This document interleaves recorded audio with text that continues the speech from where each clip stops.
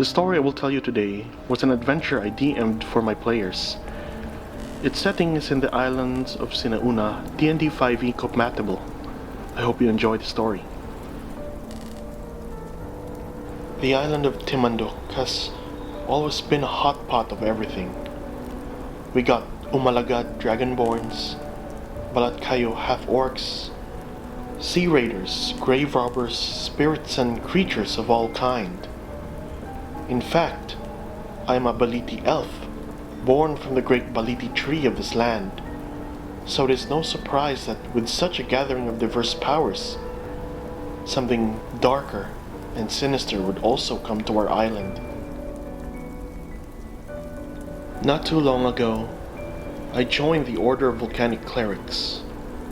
We tend to one of our guardian spirits, Nulkab, the volcano spirit. It's a fulfilling career. We feed Nulkab and he doesn't blow up the island, so it's kind of a big deal.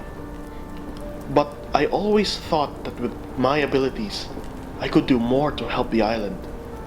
And then Ra Humabon summoned warriors from all over to help with some dangerous situation. I jumped to the chance and left for the city of Kandaya. The Raha is an imposing but benevolent ruler. Many of the datus from the surrounding villages respect him for his bravery and wise leadership. So it was kind of a surprise that he was looking for brave and talented folks. There were 6 of us in total to answer the call of warriors.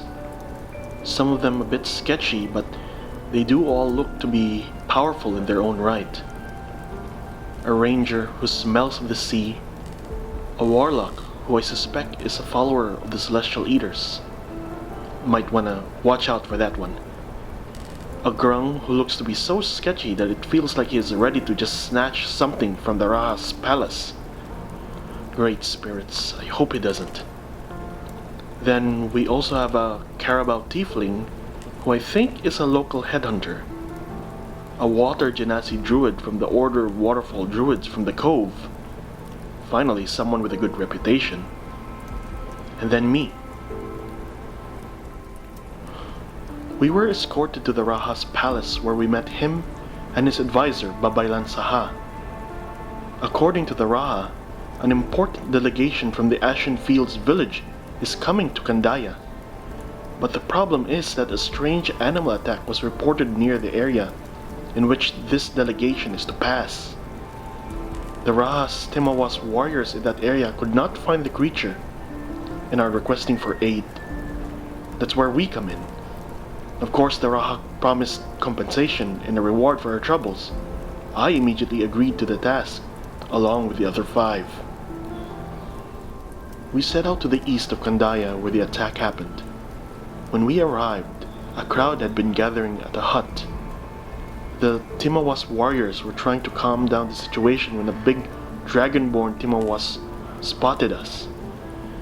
We introduced ourselves to be from the Raha's palace. The Malakat dragonborn with the head of an alligator looked skeptical, but agreed to let us through. The Malakat dragonborn was the head Timawas for this area of Kandaya. From his annoyed look, it seems he isn't too happy with us around. Inside the hut was a mangled body. A villager had been attacked in his home. It looked to be an animal attack, even his entrails were eaten. But the Timawas reported that animal attacks never happened within the city limits. The victim was a Timawas recruit, but when he was supposed to report to the barracks, he never showed up. They found his bloodied body here the next morning. We investigated the body and his home, used magics to detect any poison or remnant spells. We didn't find any, but we did find out that there didn't seem to be much of a struggle. The furniture and objects in his hut are still where it is supposed to be. Luckily, the Timawas had found huge tracks of a dog or maybe wolf origin. The tracks were especially strange. They led to the forest, and the spacing of the tracks looked to be done by a man on all 4s, rather than a wolf or wild dogs. The tracks also stopped at a hole in the middle of the forest. In it we found a black string that was especially strong. I got a very bad vibe from it. Something familiar to a curse, or maybe dark magic. From our investigation, whatever this thing was took to the trees. Our grung rogue had spotted a trail from branch to branch. We decided to follow. But before we did, the Timawas had told us that near this area the villagers had seen and heard wild dogs. He asked us to deal with the creatures, believing they were the cause of the attack, especially since the head Timawas is supposed to meet with the delegates near this area tonight. We left and followed the tracks and spoors leading deeper into the forest. It is midday, but the woods become thicker and thicker as our party continues on. Light is barely present now, and the forest is alive and wild as ever. In the islands, spirits are the foundation of nature and magic. Forests like these can attract many spirits and many other creatures, be they light or dark. Which is why the citizens of the islands depend on strength, power, and faith to keep the balance with the spirits. But as of now, our party has spent at most 2 hours tracking. I get the gut feeling that we are getting close. We found the den of wild, ferocious dogs, and with a bit of effort and clumsy teamwork, our party was able to finish them off. Although I had exhausted my spells to keep everyone alive and standing. We searched the den and found remains of a few villagers. It looked like the wild dogs had indeed been the cause of the attacks, but something didn't feel right. We discovered that each of the corpses had been strangled and may have been the cause of death. Then something caught my eye and filled my nerves with dread. I saw that one of the corpses was an Malakat dragonborn. He was wearing a Timawas uniform, and worst of all, he looked exactly like the head Timawas warrior. If this was indeed him, then who was the person we were talking to in Kandaya?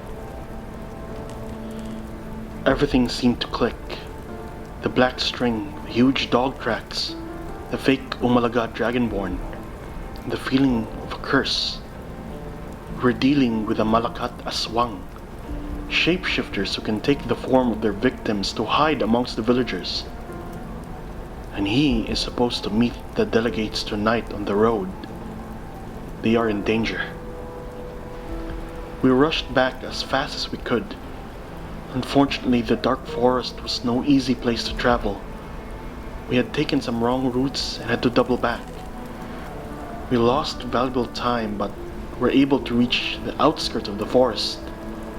Then we heard the blood-curdling screams. Our party jumped to the fray and we spotted a couple of warriors dead on the ground. Their stomachs ripped open. They didn't stand a chance. Then we reached the campsite of the delegates who were trying to fend off the grotesque creature in front of us. The Malakat Aswang, having the countenance of a fearsome were-dog with huge eyes and a gaping maw. Their most horrible trait is their overwhelmingly long hair. Using that, the Malakat strangles their victims, choking the life from their bodies. The party went for the attack. Bolos slashing at the creature, tridents thrown and arrows flying through the air. They did nothing. The Malakat was immune to our attacks, and we didn't have any salt to bless our weapons. Luckily, our spellcasters were able to damage the creature. The rest of us just had to hold him off. But when I, the rogue, and the ranger leapt for the attack, the Malakat had used its prehensile hair to wrap around us. The black oily hair was like snakes, becoming tighter and tighter. I couldn't breathe. The hair was entering my throat. I was suffocating. But before everything went black, I saw our warlock conjure up a mystical blast of energy that took the form of a sea serpent. He found an opening and tore up the head of the Malakat, and bringing it down. When I woke up, everything was over. We escorted the delegates back to Kandaya where the Rajah had welcomed them. He was especially thankful to us. If we had not been there, the creature would have devoured them all. It was a close call, and the Aswang was strong, but we pulled it off in the end. We received our reward, and the Rajah expressed his thanks and hoped that we would answer the call of warriors once again in the future. Would I answer that call again? Yes, I would, in a heartbeat. Thanks for listening. Continue rolling those dice. And if you like my content, then like and subscribe so I can upload more stories like this in the future. Goodbye now.